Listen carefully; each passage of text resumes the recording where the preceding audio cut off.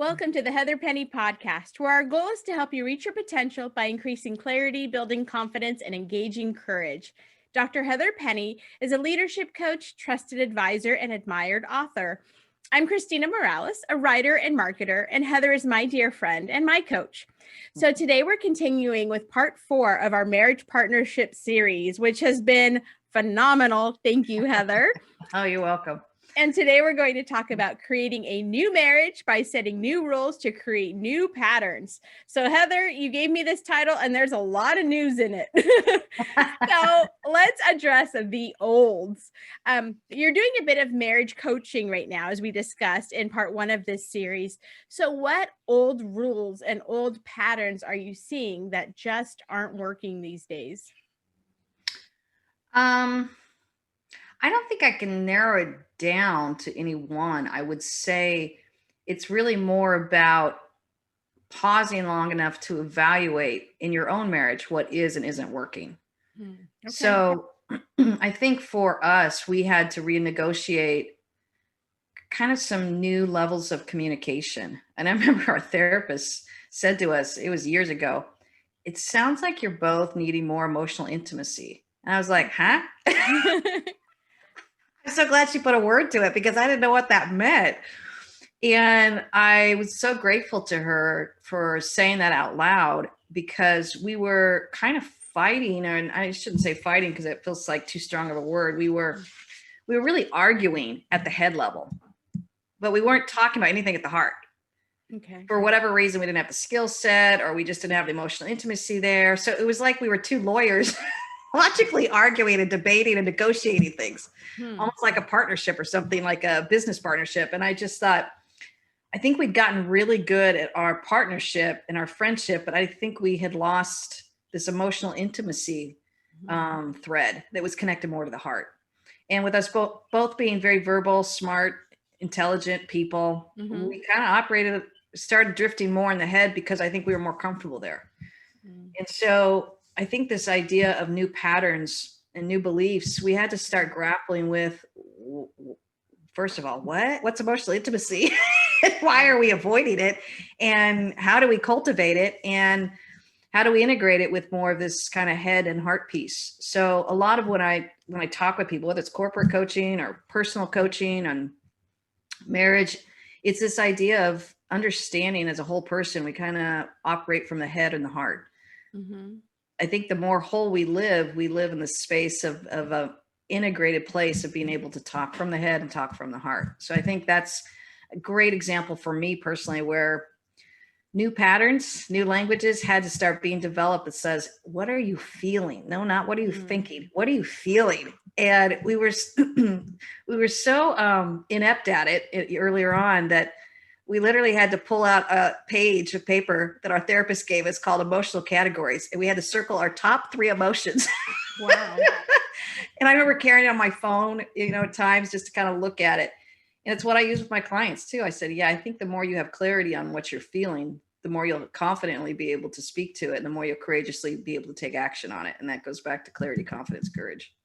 Can we put that sheet on our resources, our podcast resources website?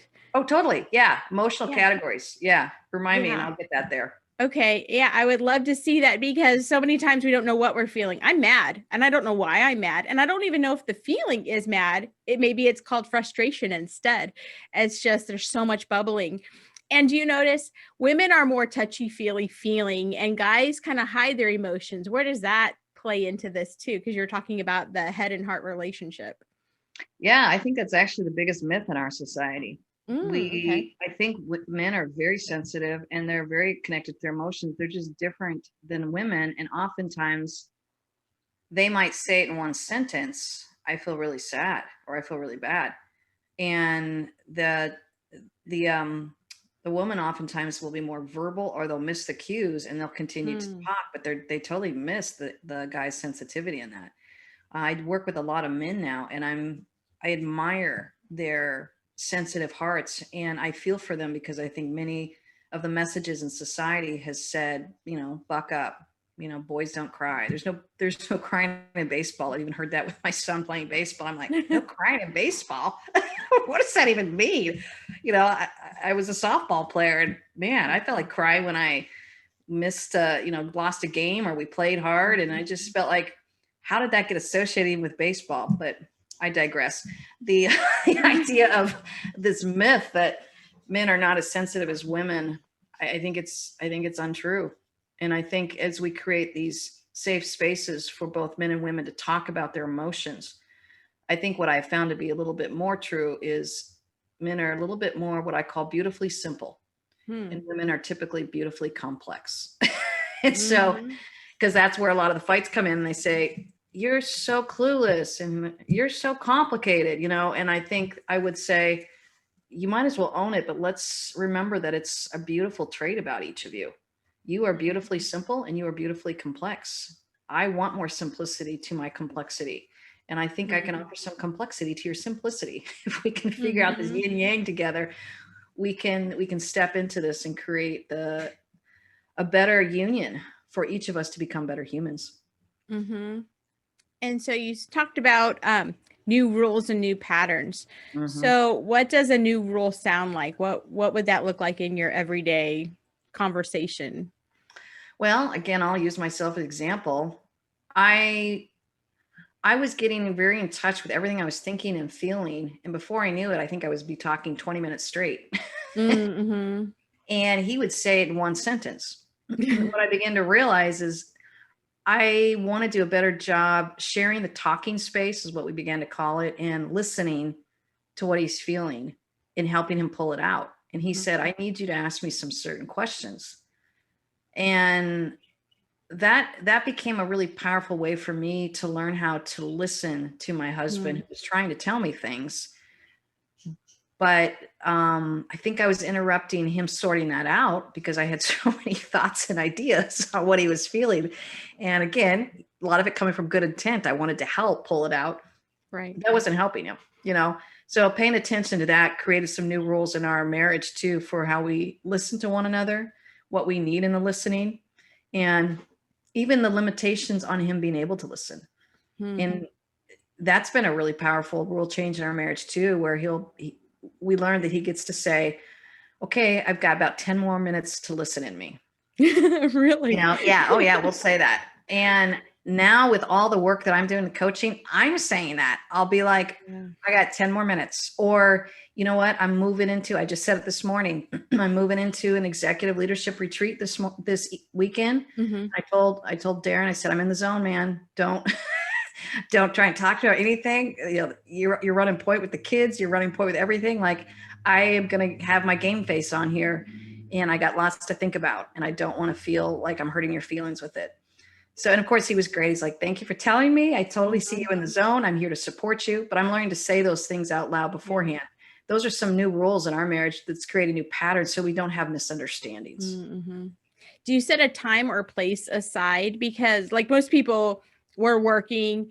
My husband loves to talk at the end of the day. I'm in cozy in bed after I showered, have my book, put the kids to bed. It's 9 o'clock. I'm like, my alone time, I can just read. And then he crawls in bed next to me and looks at me like a puppy dog, and he wants to talk. And I'm like, dude, no, get away from me. Yeah. And I'm assuming that that's not the right words to use. Get away from me. But do you have a time and place where you do that? Because he's a late night owl. I'm an early bird. And so how do you establish the proper time and place to say things? Well, that's a good question. I think one of the easy rules that we start setting up is really nothing good happens at the head place after 9 p.m. Neither of us in a good headspace. So if we're going to spend time together,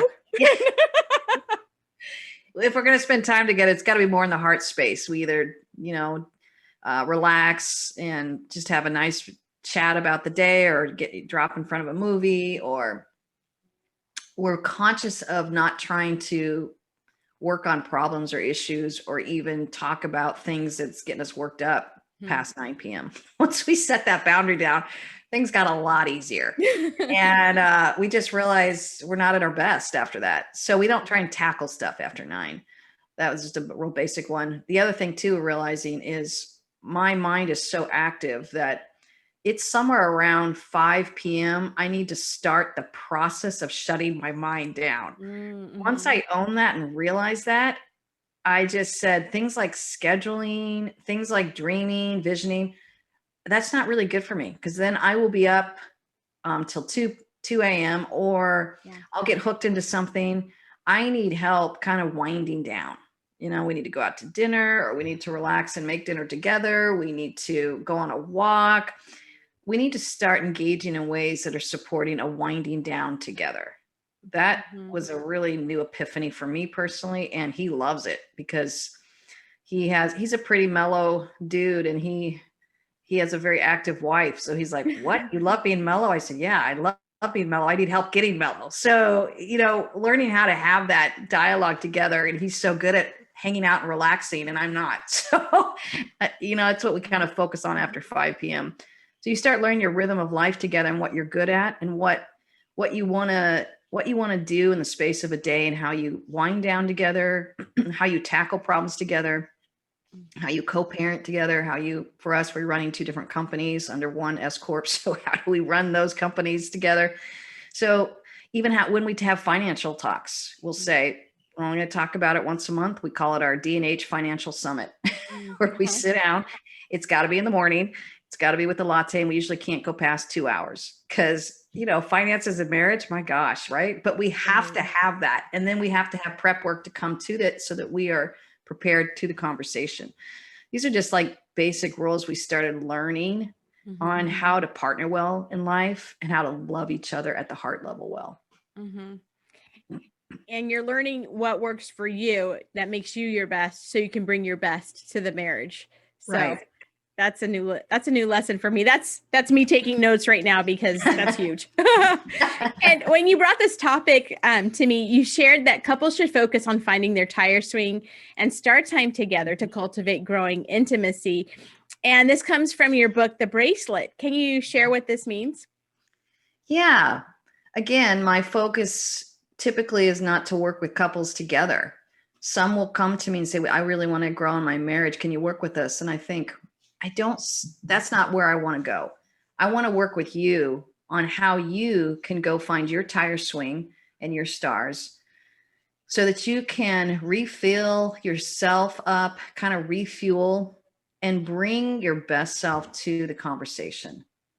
And if he's doing the same thing, there's this common bond and this awareness of how you're each stepping into the conversation, and you're able to bring your best self to it. So I think as marriages kind of work out what their own personal tire swings are, like how they, what I call active rest, how they go play, and then a little bit more of this passive rest, spending time under the stars, literally contemplative time, resting, lying in a hammock, whatever it is that you do to let down on a more passive way. We need both of these styles of restorative rest. Once I get them zeroed in on that, it's amazing what they can bring to the table. They remember that they really love each other, and not only love each other, they actually like each other. They're able to find their voice and articulate what they need. They're able to get in touch with their heart and recognize some emotions that they're grappling with, that they've been scared of. And I think they're surprised at their inner ability to be able to do that. And I want to just gently point back to, when you find your own tire swing and stars, you actually bring your best self to the conversation. And then more excitingly, how do you go find that together? This goes back to what I just said earlier of how you let down together. That's kind of star time for us. Darren just got us e-bikes. That's our tire swing time. Okay. We jump on our e-bikes, and I do say e-bikes because this is making it much more pleasurable for me. I got a little motor that helps me get up that hill, and I'm not swearing going up the hill because I'm so mad that I got stuck on this bike that I'm only 15 minutes and I'm huffing and puffing, right? Right. So I think it's this idea that, how do we play together that really works for us? And that's something you continue to explore through your whole marriage. And it changes. As your body ages, it changes. As your interests change, you change. So I think you're stepping into these conversations together and saying, hey, I've been exploring my own tire swing. Do you want to share some of this with me? And it may be yes or no, but you have to be open to that. I wanted to sit down and do a vision board with my husband because it's part of my tire swing. I wanted him to say, yes, Heather, that's amazing. He's like, not so much. I was like, huh? I felt a little hurt. Then I realized, yeah, that's fair. I really don't want to do some of the big adventures he likes to go do. And I don't want to be drug along on some of them. So learning how to have those conversations and be okay with them. And then I went and found a friend. I said, hey, you want to do a vision board with me? So we spent the morning doing a vision board. But I think you're learning how to have those conversations for the tire swings that are working for you together, and owning that you have your own tire swings that you're having fun with and playing on your own, and the start time. So it's a little complex. And this is why marriages break down. If you're not taking care of that yourself and then owning it together as a couple, this is where we start losing a lot of our sense of self. And I'm glad you brought that up, that you have to come together, but we're all tired and stressed. So how do you get motivated and find the energy to experience the tire swing and start time together? Like I said, at 9 o'clock, I'm tired and it's hard. And we have small kids. So when we do, like, our fun time is we go on hikes together and walks on the weekends when my husband's not working. But it's not the two of us, it's our kids. So how does that work? Yeah. It feels counterintuitive because you want to just keep running to keep up with life. Right. I'll just be honest. I have to be very direct with my clients when I work with them. You need to slow down and invest into yourself. You just need to do this. Out of that, you will get your clarity.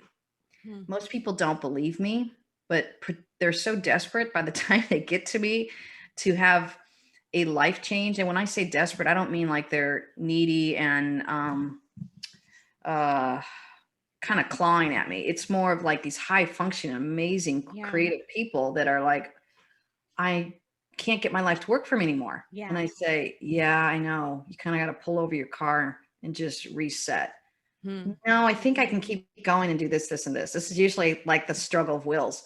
And I say, okay, go for it. Tell me how that works out. But I will tell you, this is how life works. You got to slow down, you got to refresh, and you got to reorient. It's kind of like you're telling me, no, I'm good, Heather. I only need to take 3 breaths of oxygen a day. I'm like, really? Okay. I'm glad you believe that, but that doesn't make it true. I only need to eat, 1 cookie a day, whatever it is they're trying to convince themselves of. I often link it back to the physiological, and I say, yeah, what I'm hearing sounds like you're trying to do something that's actually virtually impossible. So I have to appeal to the logic first. And then I just say, well, if you can try it my way, then let me know. If you don't like it, don't do it. Or if life's working for you, don't take what I'm saying, go keep doing it. But if it's stopped working for you, I'm actually giving you another option to slow down. Typically, then what happens? It almost takes a month for detox, and they're finding their new normal. What they begin to find, though, is they have this inner wisdom that they have been ignoring or pushing down with all their busyness. So finding that moment throughout the day to pull back, take a breath. I sent a text to a client I'm working with, and I know he's had an intense time, and I just sent a text and I said, what are you doing to take a breath today? He knew exactly what I meant. Yeah. And he sent a picture back, I said, this is what I'm doing. And it was this awesome picture of stepping outside. And I said, good. Because that's what recenters us. Even if it's 5 minutes of start times, that's what gets us back into, okay, I get to hear myself again. And the temptation is to keep pushing. The problem I have is when I do stop to have start time, that's when the negative voices come. So if I'm busy, A, I feel important, like I'm getting things accomplished. And B, I don't have to focus on, like we said in the last episode, my baggage. And when I pause, that's when I focus on the things I don't want to. So how do I overcome that? Yeah, that is a struggle for a lot of people. It's a lot of high achievers, a lot of high powered people. And it starts with changing those beliefs internally. What we're really saying to ourselves is, I'm not enough. I got to keep going. I got to prove my worth. These are some of the false beliefs we're living with. I like to bring that to the core of the conversation, because what you want to then go after is say, I reject this belief that I have to keep running in order to prove my worth. I have to say that to myself. I reject that false belief. And that's not enough just to reject it. Then I have to replace it with a true belief. Right. I am enough.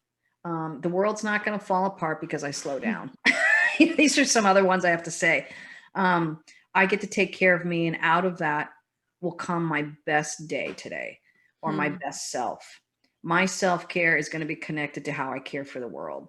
This is all different true beliefs. I have to reject my false belief and start with my true belief. And I have to let that start kind of percolating in my brain. And I have to do it every morning. The more my world has grown and the more successful I've become, I'm surprised that even my own false beliefs start creeping back up again. I kind of thought I mastered them. And I go, no, they're always going to be creeping up there. And it's the shadow side of success, right? When you think you have it, those false beliefs like to kind of trip you up. So, for me, I step into my true beliefs and I hook it into my higher power I call God. And I step into those and say, I believe I'm made to be my best self. I'm not made to be a victim of this world or of people or of thoughts or of ideas or even of myself. So I have to reset that button every morning, if that makes sense. Yeah, because I don't know how to turn my brain off.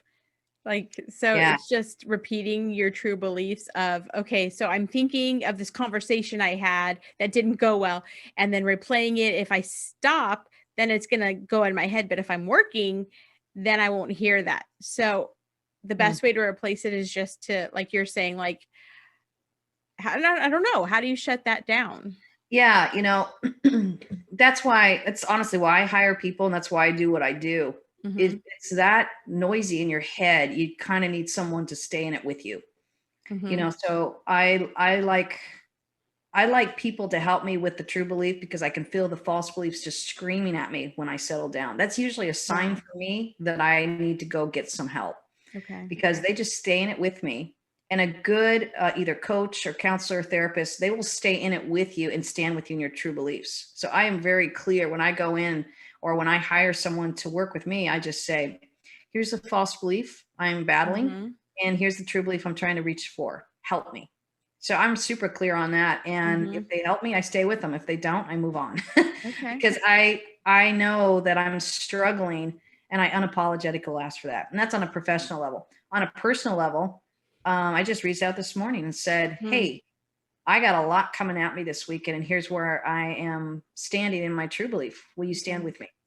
So, I'm really clear with how I reach out when I recognize my false beliefs are kind of suffocating me or almost taking me out. This is where we reach out for help. And many of us don't know how to do that. So we reach out for, quote, help, and it's real hit and miss. If we're not clear, we don't have clarity on where we need help, we kind of subject ourselves to good intentions and loving people, but a lot of them don't know how to help us when we're raging with those kind of gremlins in our heads. So I think how we step into that and say, here's where I need help. I am standing in this true belief today. I'm trying to reject this false one, and man, is it screaming at me. Why? Because probably a myriad of things have happened to you that it's creating that to come up. Excuse me. And so I think as you step into this awareness, you can invite either personal relationships into it or professional ones to stand with you and help create a whole new mindset. So our podcast today should be A, creating a new marriage by setting new rules to create new patterns, and B, creating a new me by setting new rules to create new patterns. You got 2 for 1 today. And a new mindset. That's right. And a new just smash it all in. Yeah. I mean, I obviously, like we've been saying, you have to be healthy and bring your best foot forward to the marriage, because you're not going to have a healthy marriage. You have to have 2 healthy people. And so that's what we're working on. Well, that's all the time we have for today. Join us next week for the final. My voice is going. I said good because my voice is going, man. Good. Let's land this. I got to take a drink. Okay. So join us next week when we talk about the marriage partnership, keeping the conversation going. And that's the last part of our marriage series. And we also mentioned the bracelet today. So if you would like to see Heather's book, order it on Amazon. And we also have a full podcast episode on the bracelet. So if you'd like to dig deeper into that, you can go, you can listen to our second podcast and find it there. Please subscribe to the Heather Penny podcast. And for questions, comments, and resources, please visit heatherpenny.com. Remember, to live your best life, you have to live intentionally. Have a great day, and we can't wait for you to join us next week. Thanks, Heather.